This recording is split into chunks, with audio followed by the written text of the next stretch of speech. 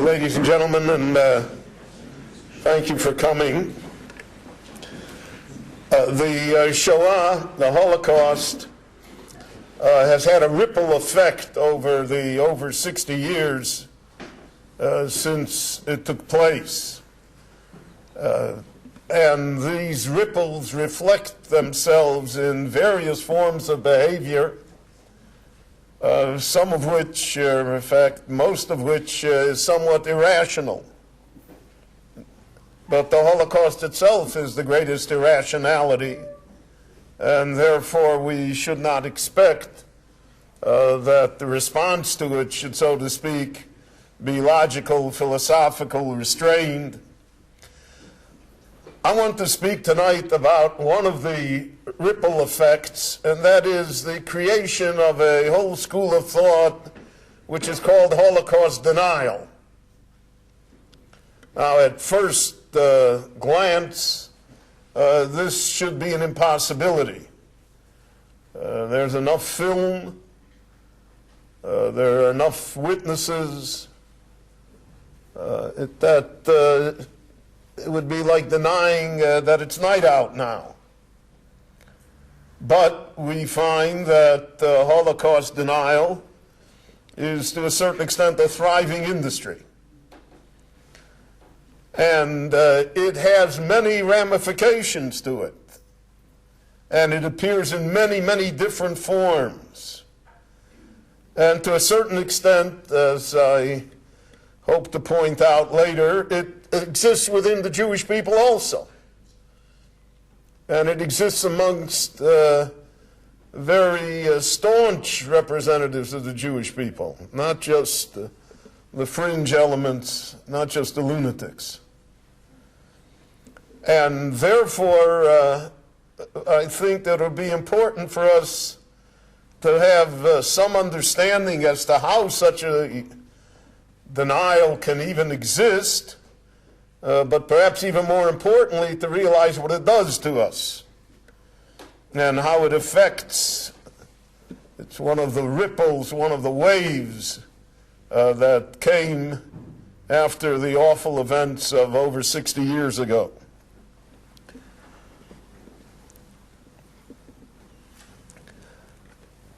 You know, there's a strange thing that has occurred in the world, and that is that fictional movies or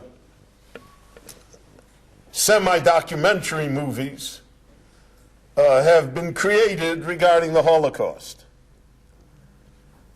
Probably Spielberg's Schindler's List is the most famous, but there are other such movies. Life is Beautiful, a few others. And it was brought home to me on the El Al plane as I was flying back this morning. So El Al canceled the usual movies that it shows on its transatlantic flights. Those are all, by the way, rejects that don't make it into the movie theaters. And instead, they had as a program 3 movies about the Holocaust. Not documentaries, but I think one of them is Beautiful, and then 2 other movies, I forget what he announced, I didn't watch them. But I thought about it. Because it reminded me of something that someone said to me once.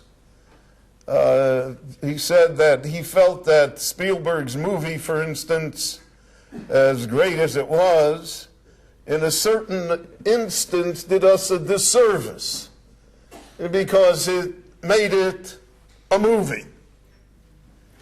You know, a movie is not real. Even the real movies are not real.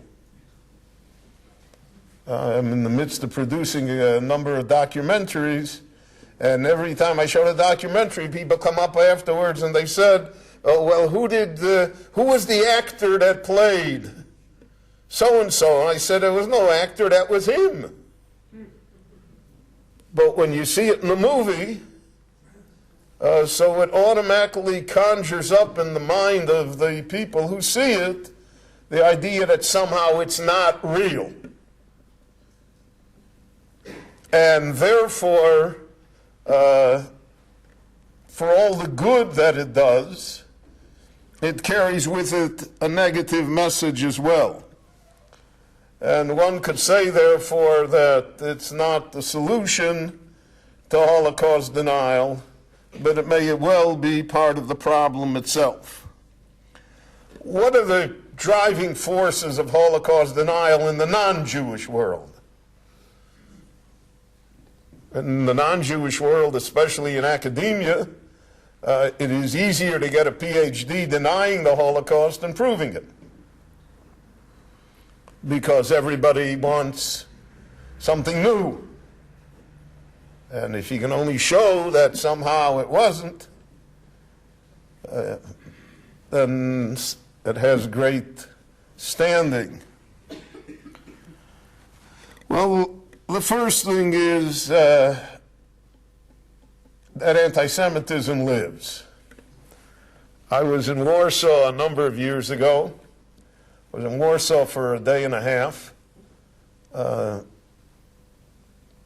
And on the street in Warsaw, a 16, 17-year-old boy came up to me and said, "Heil Hitler."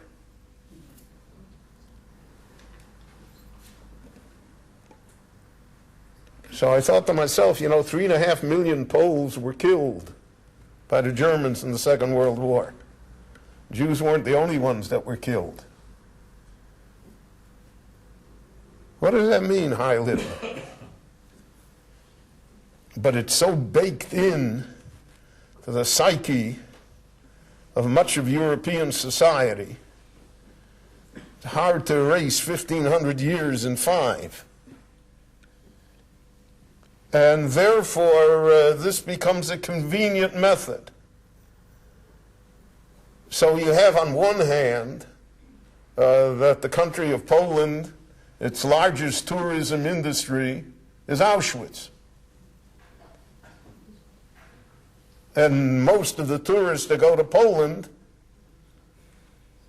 have a connection to the Holocaust. And it brings them in a great deal of tourist dollars. Apparently there are not other great attractions to visit Poland.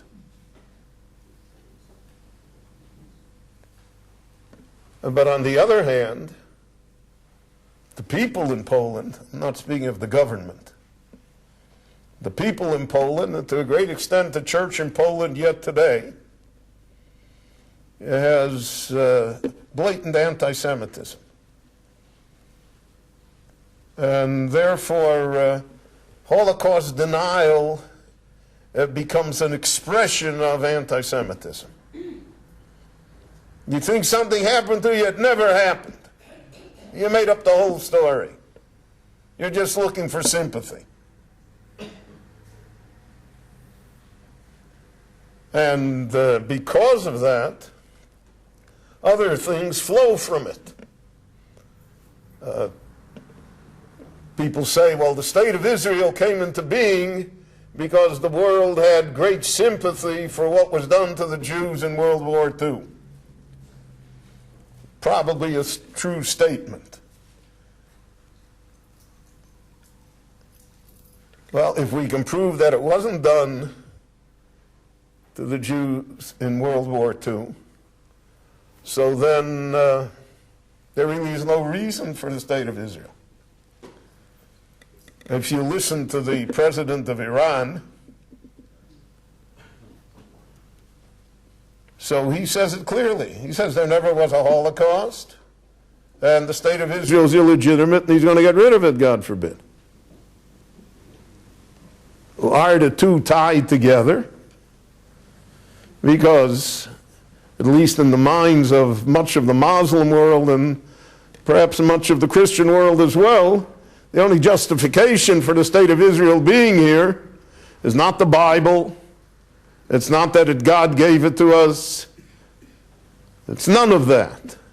It's because 6 million Jews were killed in the Holocaust, and there were 250,000 left, and we have to put them somewhere, so they came here, and that's how the state of Israel came into being. But if somehow we justify the fact that it did not happen that way, then we are an illegitimate nation.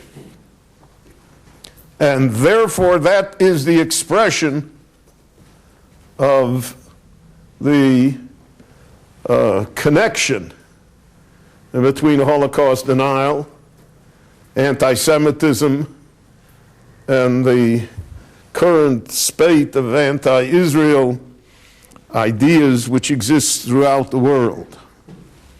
There's a second idea that I think fuels this Holocaust denial, and that's a sense of bitter shame and bankruptcy. That European civilization that thought that it was the high point of everything that was good in the world, especially 19th century Europe, who the Europeans felt it was noblesse oblige. They had to take European civilization all over the world, to all of the countries that were still backward countries.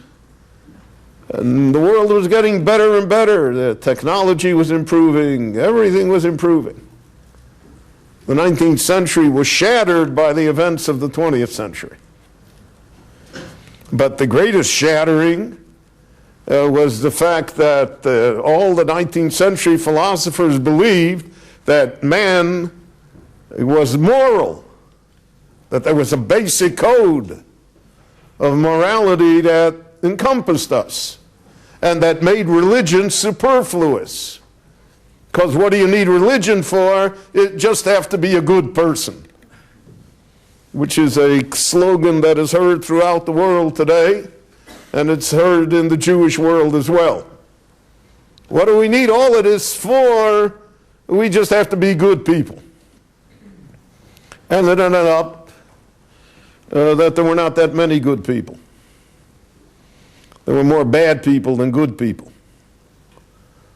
And that the people of Goethe and Schiller, of Beethoven and Heine, turned out to be the worst beasts in the history of civilization. And therefore, there's a tremendous residue of guilt, shame, embarrassment, the bankruptcy of Western civilization. The Holocaust is the bankruptcy of Western civilization. Because you see, after the Holocaust, everything can happen again. The world didn't pick itself up, right? And 300,000 people got killed in the last year in Darfur, and nobody even knows where Darfur is. Who cares? 800,000 people got killed in the war between the Tutsis and the Hutus in West Africa. Who cares? Hundreds of thousands of children are walking around maimed, without an arm, without a leg. Not our problem.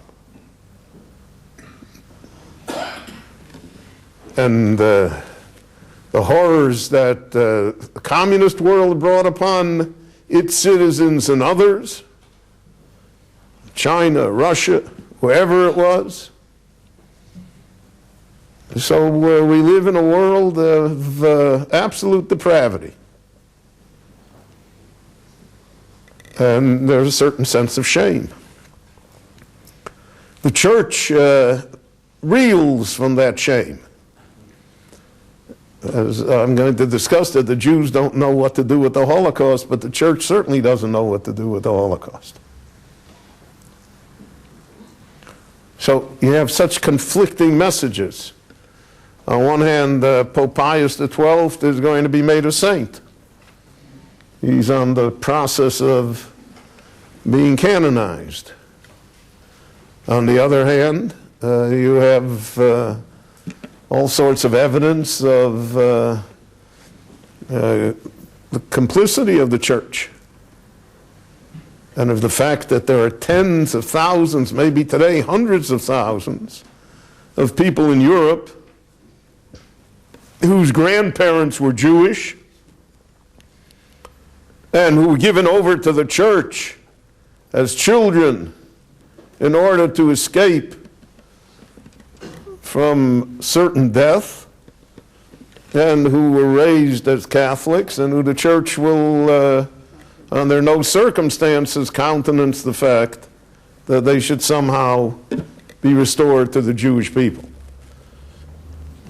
The rabbi in Prague told me when I was there, he said, I asked him how many Jews are there in Prague. He said there are 5,000 Jews, but there's another 50,000 around. And if you look at the Jewish populations of Europe, you realize that there's a lot of Jewish blood. And all of that almost has been lost to us. And therefore it's a problem. And part of the solution to the problem is to say that it never happened. Or it didn't happen the way you say it happened. We also have political motives. You'll notice that in all of the formerly communist countries, all the victims of Nazism are Russians or Poles. They never were Jews. It was portrayed not as a Jewish problem. So you have Elie Wiesel's famous statement that not every victim of the Holocaust was a Jew, but every Jew was a potential victim. But that was denied by the communists all the years. The propaganda of the communists has done more to injure us than even the bullets that they supply to our enemies. The tremendous anti-Semitism in the Muslim world was produced by Russia in the 1960s and the 1970s. And all of these ideas all stemmed from this ideological madness that you were going to build a utopian world, and you could build it on the backs of 100 million dead. It made no difference because the end certainly justified the means. So you have absolute political motives. As I mentioned, the president of Iran fits into his program perfectly, because by denying the Holocaust, you delegitimize the Jewish people and you delegitimize the state of Israel. Now, it could be that was a great mistake for the state of Israel also to say that it's entitled to be here because of the Holocaust. That is coming back to haunt us. We're entitled to be here because it's our country, because it's our homeland, because it was given to us by God. But we have the longest standing claim to it. Ben-Gurion said in 1936 in his testimony to the Peel Commission that the Bible is our deed to the land. But you don't hear that anymore, because you have generations that don't know the Bible, don't believe the Bible. And because of that, if you search around for other reasons, it becomes much easier to delegitimize us, to take away any real reason as to why we should be here and why it belongs to us.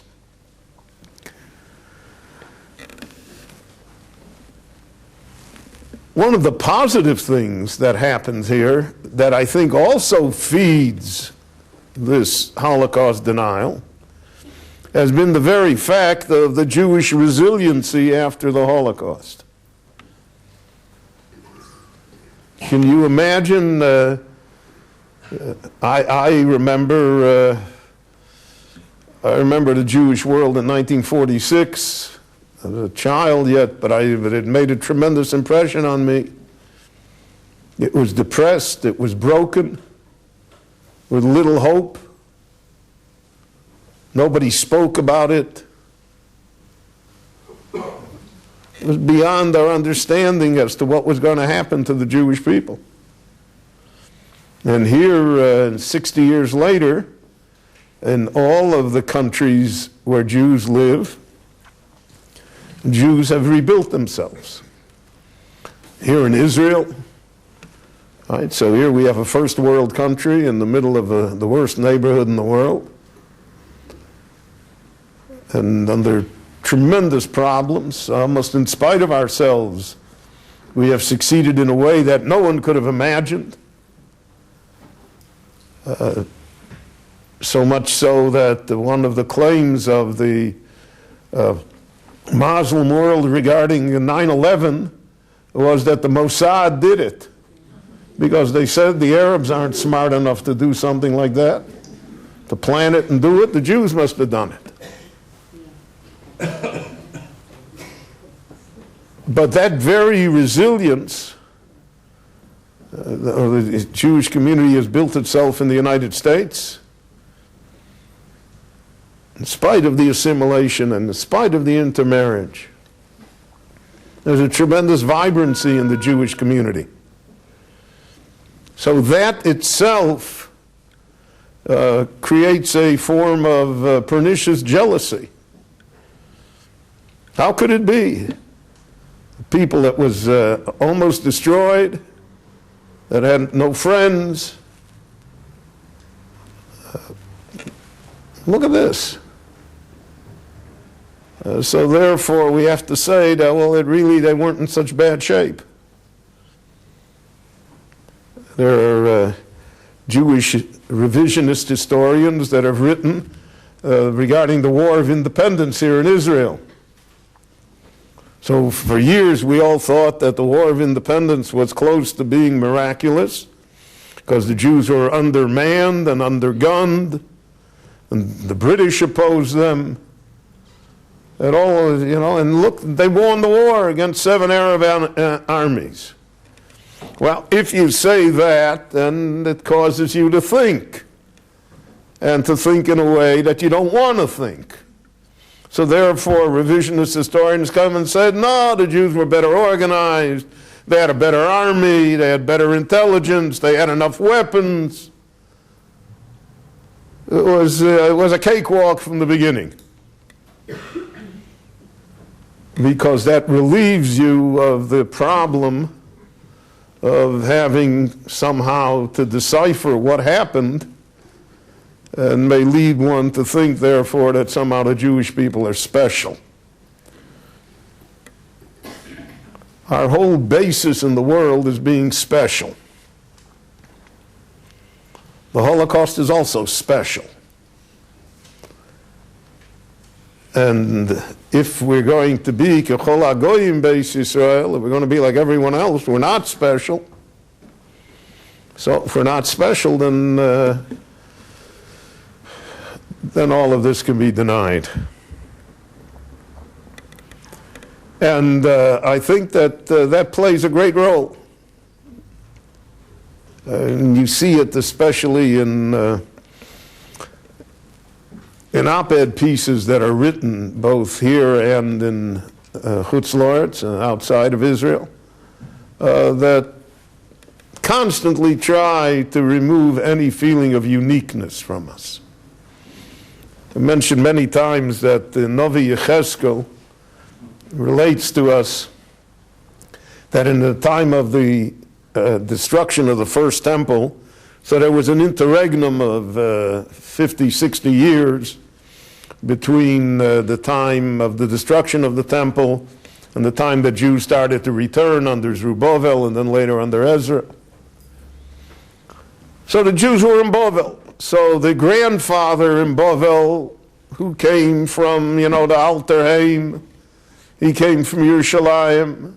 So when the Babylonians said, Shiru lanu mishirei Tzion, sing for us songs of Zion, so they said, Eich noshir shir Hashem Alad Masnecho, how can we sing the songs of the Levium in the temple? We're going to sing it on Babylonian shores. So the Gemara says they bit off the tips of their thumbs so they couldn't play the harp. That was that generation. Second generation already said, listen, we're here, you know, have to make a living. The third generation said, you know, everybody has to go to the University of Babylonia. Fourth generation came to the Navi Yechezkel, and they said to him, "K'chol hagoyim beis Yisrael." What is all of this? We're never going back to Israel. God is, well, don't tell us the old stories. K'chol hagoyim beis Yisrael. We're just like everyone else. The Navi, strangely enough, didn't know what to answer them. So he said, come back tomorrow. I'll ask God tonight. He has a dream. The Lord appears to him, so to speak. And the Lord says to him, what happened today? Right? You know, you have a busy day at the office. What happened today here? And he said, oh, the elders of Israel came and they said, K'chol hagoyim beis Yisrael. They said, we quit. We're going to be Jews of the Babylonian persuasion. We're going to be Babylonians, rather, of the Jewish persuasion, the Mosaic persuasion. Mo'omar aleim, what shall I say to them? So God says to him, Ko amar Hashem, thus says God, Hoyo lo yiyeh adover hazeh. No, tell them to forget it. That's not going to be. That you're going to be like everybody else, that is not going to be. Forget that. Im lo ki em lo chaleichem bechemo shvucha v'zroa netuya. I will rule over you in wrath and anger with an outstretched hand. And the Gemara says that there comes Haman right around the corner. Babylonia folds. Babylonia was supposed to be there forever. Like Moscow was supposed to be forever. Everything is, you know, nothing ever going to change. And here's Haman. Lahashmid, laharog, laabed, eskola, yudim, minar, vadzokein, taf, venoshim, biyom echad. And one day he's going to solve the Jewish problem.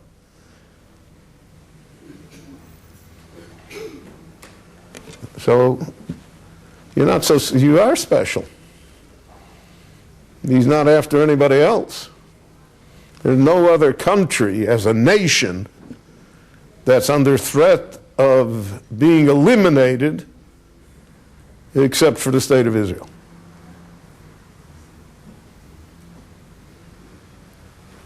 And so, therefore, if one can deny even the special pain of the Jewish people, the Navi says, Hayesh machov kemachovi. Is there a pain like mine? Is there anguish like mine? Well, if you can say, you know, it's not special, never happened, it's much less, so then that becomes a matter of comfort. Somehow it becomes a matter that people can deal with. So I think that those are the main reasons for Holocaust denial in the general world. That's why it thrives. That's why no film, no book, no testimony, no museum is going to change that in any meaningful fashion. And if we say that now, when there still are thousands of survivors alive, what shall we say 50, 80, 100 years from now, when it only is a matter of tradition? And then it will be much easier to say that it never happened.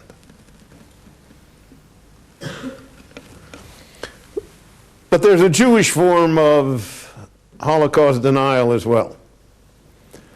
which is very pernicious. And it, to me at least, it's very disturbing.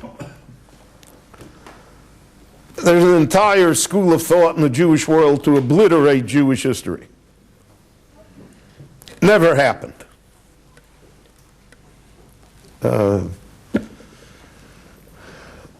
There's a Chumash, an English translation of a Chumash, that was produced by one of the progressive pluralistic branches of our people. And in the back, there are a series of essays by rabbis. One of the essays, written by one of the distinguished rabbis, says, that the Exodus from Egypt never occurred. It never was. We have no historical evidence.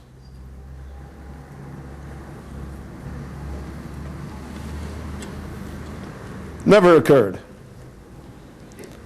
In fact, he chose that to be the topic of his sermon on Pesach morning to his congregation, which, if the congregation therefore had any logic, would say, so then, let's all go to the ball game.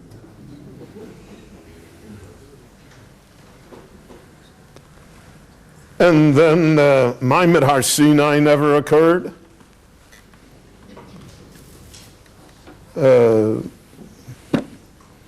We don't know if the temple occurred. We don't know anything. We don't know. We have no evidence. All of Jewish history is a blank.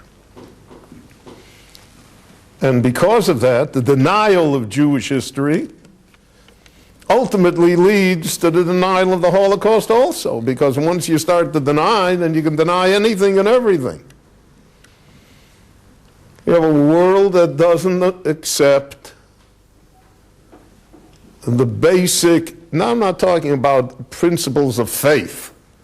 I'm not talking about the 13 animamins of the Rambam. It does not accept the basic story of the Jewish people. Every nation has a story. Every family has a story. Every person has a story. The story is many times more important than any of the tenets of faith. We just went through the holiday of Pesach. The holiday of Pesach is the story.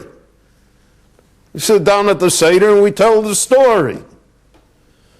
And that's what's kept us going for the over 3,300 years since the first Pesach. But if it never happened, if I can say it never happened, if we have no story, people who have no story are doomed to disappear.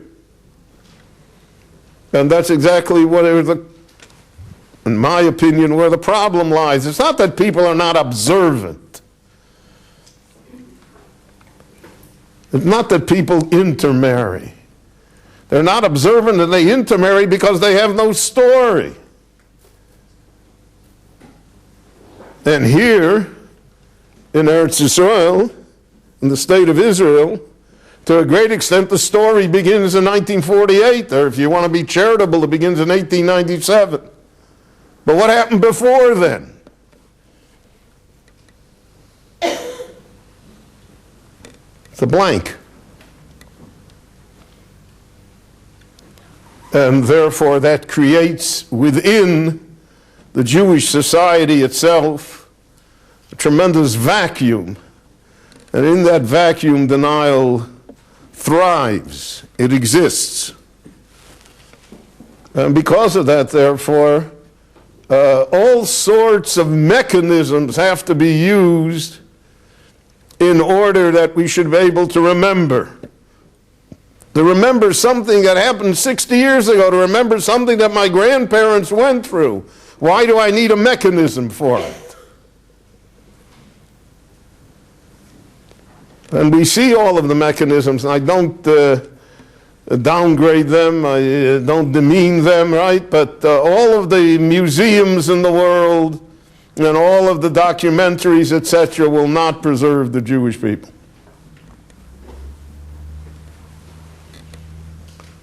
You know who wanted to make a museum of the Jewish people? Hitler. In Prague. He gathered artifacts from all over Europe put them together. He was going to have the greatest museum of the Jewish people.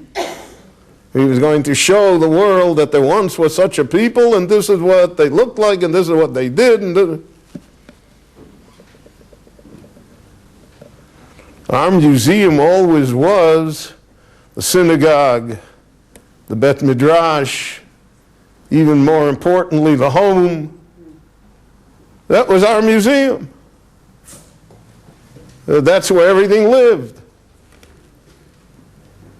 But once that was destroyed by secularism, by all sorts of isms, mostly originally by rebellion and later only by ignorance.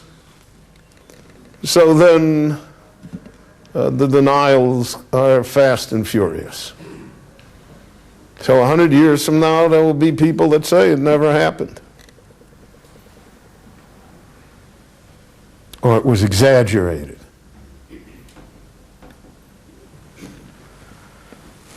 Second type of denial exists in the Jewish world because the Holocaust raises probably the greatest question of faith, certainly in our time.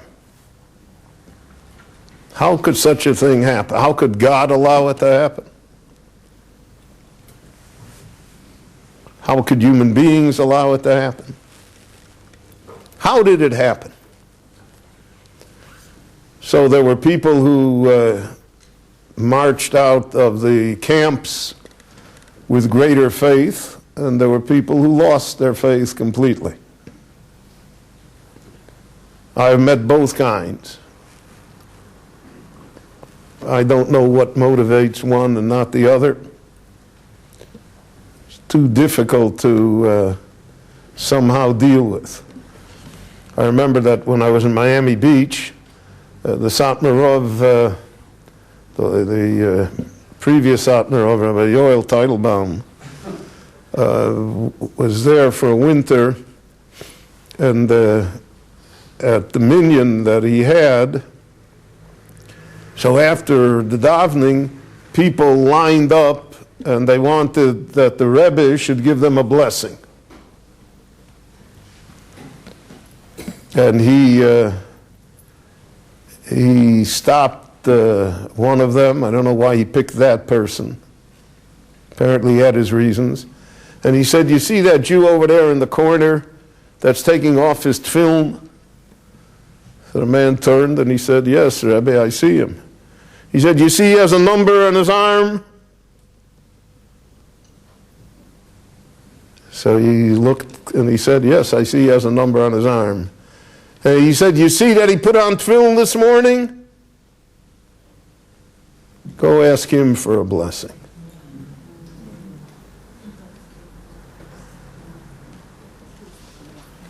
So, it's the supreme test of faith. And that's why people who were fortunate enough, as I am, never to have been in Europe in that period of time, cannot say anything about anybody. I saw an interview with Elie Wiesel, I think it was in Midstream magazine. The interviewer was a friend of ours, Joe Lowen, who was a member of our shul in Muncie. And he discussed faith with Wiesel. So he asked Wiesel, from reading your book, A Night, I gather, he said, that you lost your faith in Auschwitz. And he says, but now, you're the head of the Ger Stiebel on the west side in New York. Every Shabbos, you're there. He said, what happened? Wiesel, in his inimitable fashion, said, I have a son and a grandson. He said, I cannot give my son and my grandson Auschwitz and hope that somehow they will remain Jewish. But he said, if I give them the Gerer Stiebel, I have a chance. Somehow I have a chance. And he said, it's important, the most important thing in my life now is that my family be Jewish. Because the destruction of the Holocaust was that there should be no Jews in the world. And therefore, the reaction to the Holocaust should be that there should be a vibrant, strong, vital, and large Jewish community in the world. So it's an enormous test of faith. Because of this test of faith, there are many Jewish schools in the world that do not study anything about the Holocaust.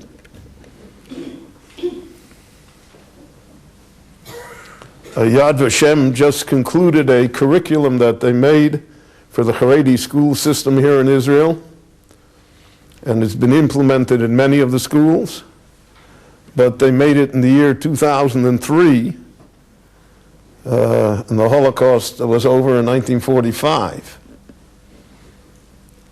For 60 years there was nothing, because it's a tremendous test of faith. Questions are asked that are unanswerable. Anyone that tries to give simple answers, why 1.5 million children under the age of 12 were killed, you tell me why, right? So that's only God's judgment. You can only leave it to Him. And any answer that we give will be banal, will be foolish. So the question hovers over the Jewish people. But as we have seen throughout Jewish history, when the Jews have suffered disasters, and many, many disasters, is that their resiliency somehow came into play. And, after the Crusades, so the Baalei Teshuva constructed their great yeshivas in France and in Germany. And after Tach V'Tat, after 1648 and 1649, the Hasidic movement came in the world, the Mosar movement came in the world, the return to Zion came in the world. The Jewish reaction to tragedy has always been not to explain it, but to pick oneself up, so to speak, from the floor and go ahead and do something, because the explanation is not there. And that's a form of denial. It has to be.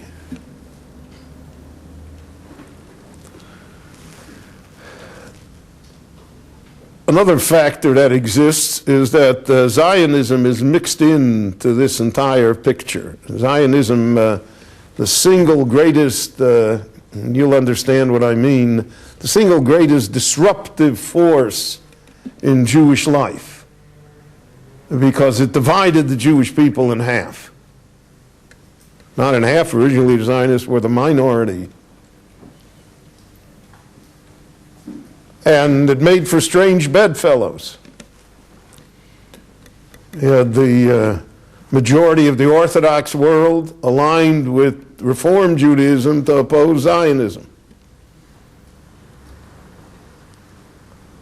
And we see today, when we have the state of Israel, Ben-Gurion's famous quip about Zionism is that it's the only woman in the world that still wears maternity clothes after the baby has been born. One would think that the state of Israel is going to celebrate its 58th anniversary, God willing. So we should be beyond that already, right? It's here. So there's no use arguing about Theodore Herzl anymore, because it's not germane to us today. But Jews can never let a good fight go. We treasure it, and we hang on to it. Whether it's in shul, or in the house, or in the school, or in the Jewish people nationally. So we still are fighting battles 60, 80, 100 years old. Battles that have been settled not by us, but by the events that have taken place. Is there any room anymore for the battles between the Chassidim and Misnagdim? Right? Almost 300 years since the Baal Shem Tov. So one would think that that battle is over, right? But it's not over. Because we don't let go. And part of this entire problem with the Holocaust is mixed up with Zionism, because Zionism and the Holocaust somehow have become identified with each other. So you have that today, right? The siren blows. There are Jews that ignore it. It's not because of the fact that they have no compassion or they have no memory. It's because it's a different battle that's being fought. And if you only see it on the surface, so then and I'm not here to justify anyone's behavior, but if you only see it on the surface, you don't really understand what the issue is. The issue runs far deeper than that. And because of that, therefore, it becomes very, very painful and very, very divisive. There's another factor that's involved. I'm not a psychologist nor a psychiatrist, though people have recommended both to me.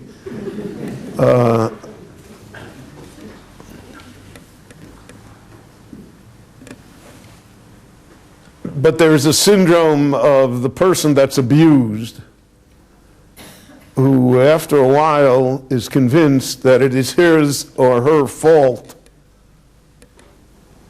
why they are being abused. And that syndrome of guilt, if the whole world hates us, right? If the United Nations votes 197 times resolutions against us, if the church is against us, if the Muslim world is against us, if the professors are against us, if the European Union is against us, so it must be our fault. And somehow there are enough academicians within the Jewish world that internalize that message and look to find our faults. Now, we do have faults, but there's no fault that justifies the hatred. There's no fault that justifies the Holocaust. That is all nonsense. In the United States now, they have the privilege of paying over $3 a gallon of gas. We who've had that privilege for many, many years are not fazed by that at all. But in the United States, it's a disaster, right? It's the headline, it's what they, it's $3, yeah. So I remember the last time that there was such a crisis, which was after the 1972, after the Yom Kippur War, and then there was a shortage of gasoline in the United States because of the Arab oil boycott, and it was a very dangerous time in the United States because you can deprive Americans almost of everything, but if you take their automobile away, that's World War III. There are people that go without health insurance in order to drive a $50,000 car, which they hope they won't get into an accident with. So I was then the head of the OU Kashrus division, and I remember one morning I was flying to one of our plants in the Midwest, and I sat next to a woman, a professional woman, a businesswoman. She was working on her papers. And in the middle, out of nowhere, she turned to me and she said, you know, of course, this is all your fault. So I said to her, "Madam, it is not my fault. It's because of me, but it is not my fault." And there is a victimology within the Jewish people, a victim syndrome, that makes a lot of things that happen our fault, right? So it's our fault. We're occupiers, right? We shoot people. We don't have, if only we. There are political parties that run on that platform that it's all our fault. And you have to be, in my opinion, quite sophisticated to be able to draw the line between because of me and it's my fault. But that breeds also within us a certain Holocaust denial. And we look for reasons why it happened.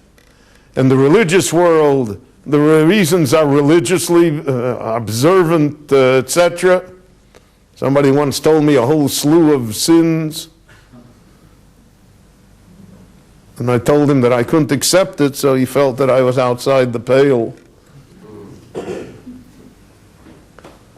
And in the less religious world, the less observant world, so then there are all sorts of moral failings. And then there are those that say, you read Amos Alone's book on Jews in Germany in the 19th century, called The Pity of It All, fabulous book.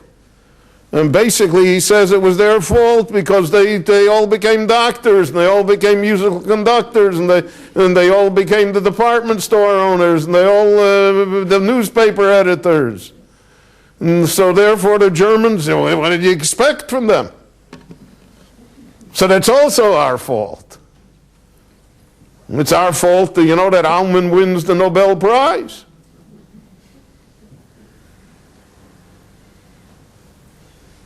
It's our fault that the state of Israel somehow, in spite of everything, works.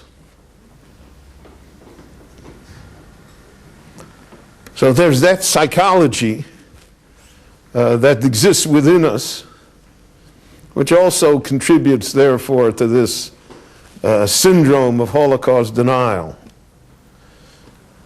Because we can't let it rest. We must have done something.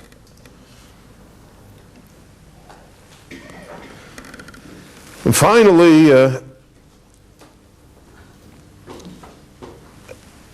Judaism preaches always a sense of perspective.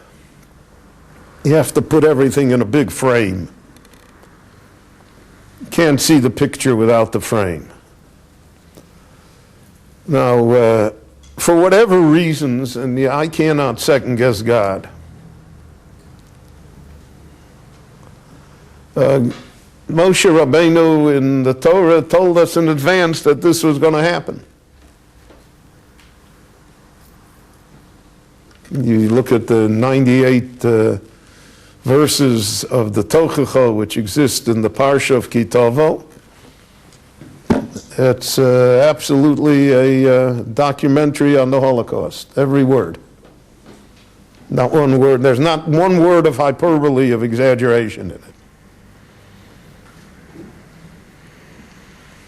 Rashi comments there that you'll try and ransom yourselves, buy yourselves out, and nobody will buy you because they all want you destroyed. Then they won't let you in anywhere, even when you can help them, even when it's to their advantage. So there's a historical perspective that explains nothing, but nevertheless encompasses our picture. If that historical perspective is not present, if no one knows the Tochacha, if no one has any idea as to what Jewish history was and is, so then naturally the Holocaust takes a far greater toll than otherwise it would. And this also creates I hate to go back to Spielberg, but Spielberg is a good example. He made Schindler's List, and then he made a movie, Munich, in order to atone for Schindler's List. Because otherwise, you know, how could it be? So it must be that you and the Palestinians are the same, the terrorists and the Mossad, everybody is equal, right? The relative morality in the world, and there's no perspective on anything, and it's a nice story, and that's it. And he's unassailable because he made Schindler's List.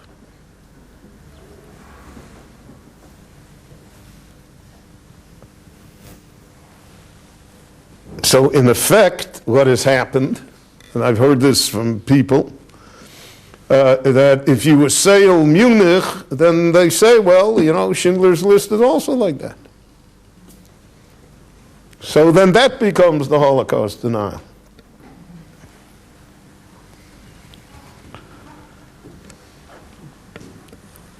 God said to us through the Navi Malachi, Ani Hashem lo shonisi.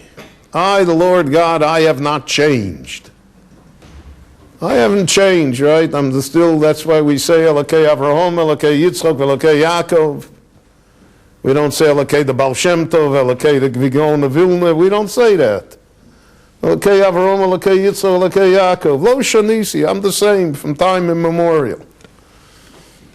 There are no New Testaments, there are no new ideas, there are no substitute religion. Lo Shanisi, I didn't change, the Navi says. And the proof of it, V'atem b'nei Yaakov lo chilisem. You, the children of Jacob, the Jewish people, have not been destroyed. I will preserve you. Because just as I am here, you have to be here also. And that perspective of the Jewish people is really the core belief of Israel. It's why 5.5 million of us live in this country, why we all don't pick up and go to Canada.